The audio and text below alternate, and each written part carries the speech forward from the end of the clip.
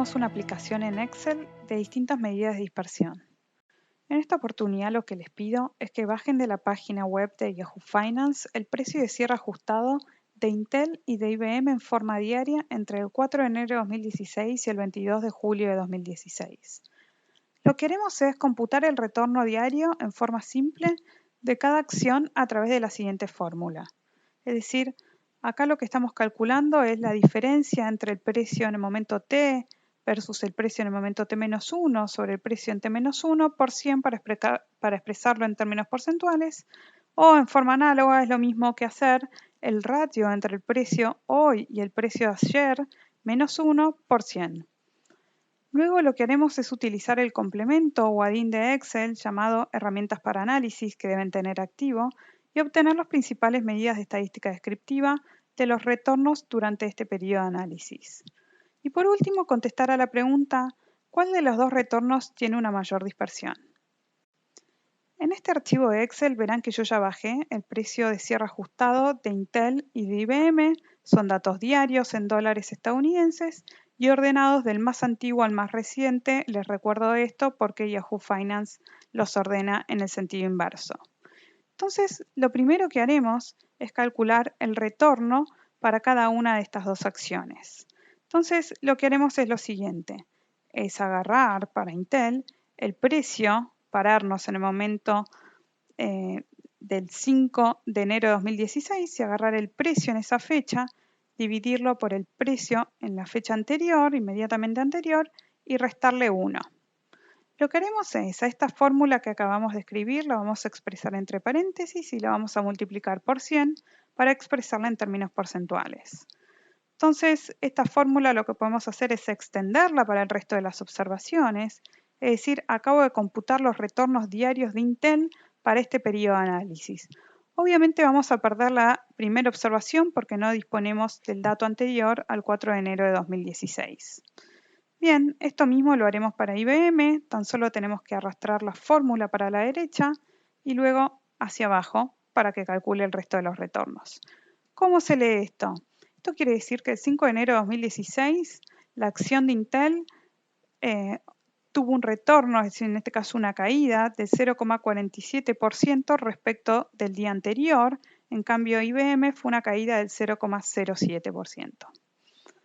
Bien, lo que haremos a continuación es hacer estadística descriptiva con esta herramienta llamada herramienta para el análisis de Excel. Es un add-in o complemento que deben tener activo.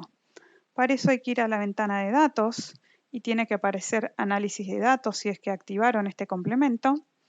Y una vez que hacen clic ahí, deben ir a donde dice estadística descriptiva. Aceptar.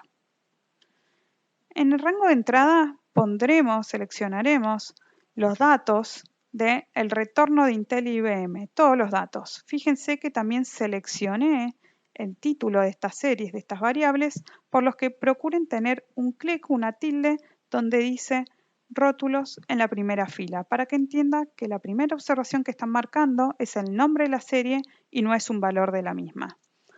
Y por último, procuren también tener un clic donde dice resumen de estadísticas. Luego hacen clic en aceptar.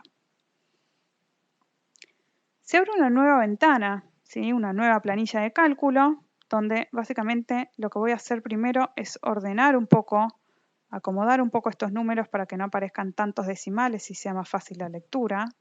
Ahí marqué todo con 2 decimales.